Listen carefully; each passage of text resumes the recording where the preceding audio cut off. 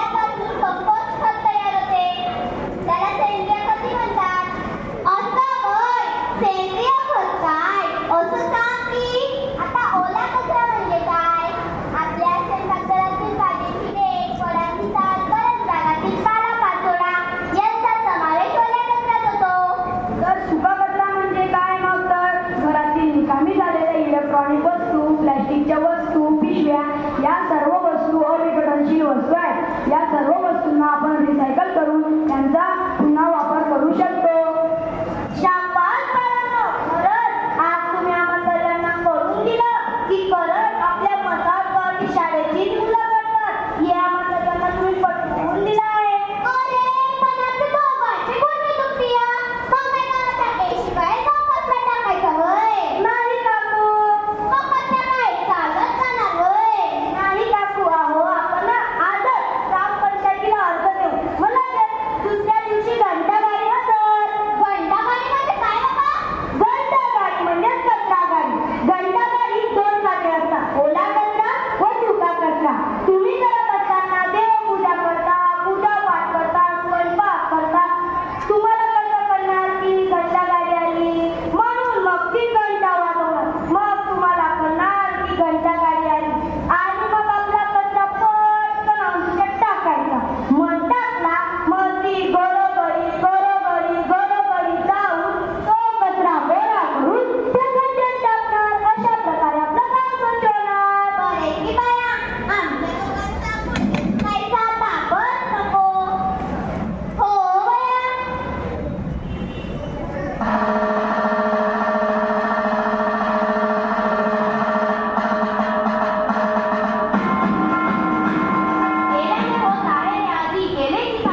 अहो मंडळी, मी तुमच्या सर्वांचं म्हणणं ऐकलंय. आपल्या गावाचं नाव मसावत गाव, सुंदर गाव. आपल्या गावाच्या शेजारी पद्मालय येथे स्वयंभू श्री गणेशाचं एक प्रसिद्ध मंदिर. तिथं फॉरेस्ट लोक ती बघायला येतात, परंतु ती नाकाला फडकं बांधून येतात. बरोबर आहे का ते? नाही ना. आणि आपल्या गावाबाहेर जिल्हा नदी वाहते. तिथं गावातली समधी लोक कचरा टाकतात, त्यामुळे त्या नदीतलं पाणी दूषित होतं. बरोबर आहे का ते? नाही ना. आणि या तनू आणि अश्विनचं कौतुक करावं तेवढंच कमी. घरी शाळेत शिकतात बरं ही पोरं, आणि आपल्याला आपलं समंद गाव स्वच्छ करायचंय बाबा. परंतु त्याचसोबत आपल्याला आपलं आरोग्य देखील निरोगी राखायचं आहे. ते कसं? मी आपल्या गावात आपल्या तालुक्यातील डॉक्टरांना बोलवले आहे. मी आताच डॉक्टरांना घेऊन येते. या डॉक्टर साहेब या.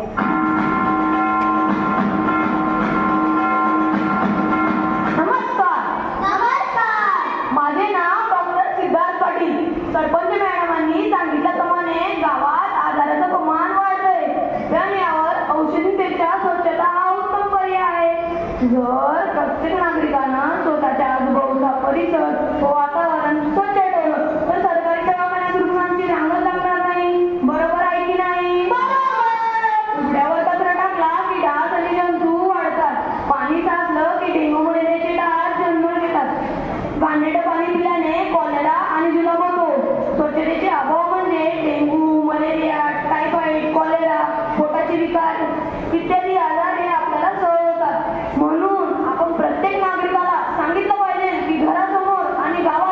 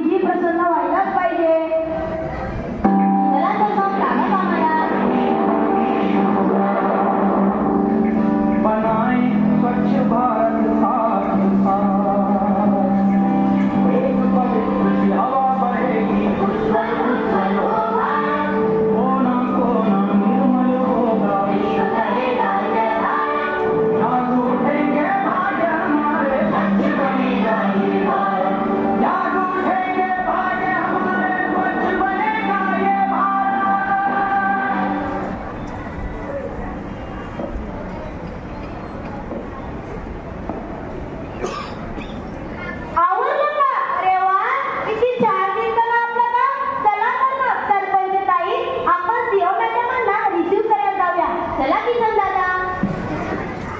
काय नाव बरं तुझं? माझं नाव तनू.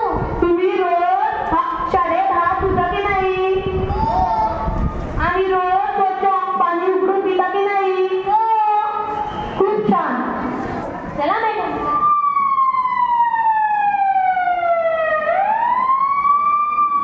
Welcome madam, welcome. Oh what a beautiful village. मी येताना तुमचं गाव बघितलं. मला तुमचं गाव फार आवडलं. मी येताना प्रत्येकाच्या घरासमोर ओल्या कचऱ्याची व सुका कचऱ्याची वेगळी वेगळी डस्टबिन बघितली. हे मला फार आवडलं. तर मी आताच आणि लगेच तुमच्या गावाचं नाव स्वच्छ भारत स्वच्छ अभियान या स्पर्धेमध्ये लगेच देते. त्यासाठी तुम्हाला खूप खूप शुभेच्छा. धन्यवाद मॅडम. काय वाट करत होत्या ना मॅडम? अगं तुला पटपट डोकं फोडत होत्या मॅडम. अगं पण वाटवणे केलं कुठे? अगं तू केलं नव्हतं का पटपट? अगं नाही गं बया, नाही केलं मी वाटवणं. अगं केलं बघा. त्यामुळे ते आपलं काम सुंदर आहे. असं होय. बघी काय पण बोलते आहे. बस बस, तुला लय माहिती आहे. सरपंच ताई शिव मॅडमला पुढचं काम दाखवाल का? चला मॅडम. ही आमच्या ग्रामपंचायतची घंटा गाडी. अरे वा, तुमच्याकडे घंटा गाडी देखील आहे. हो आहे ना. चला मी पुढे गाव दाखवते तुम्हाला. हे आमच्या गावाचे रस्ते.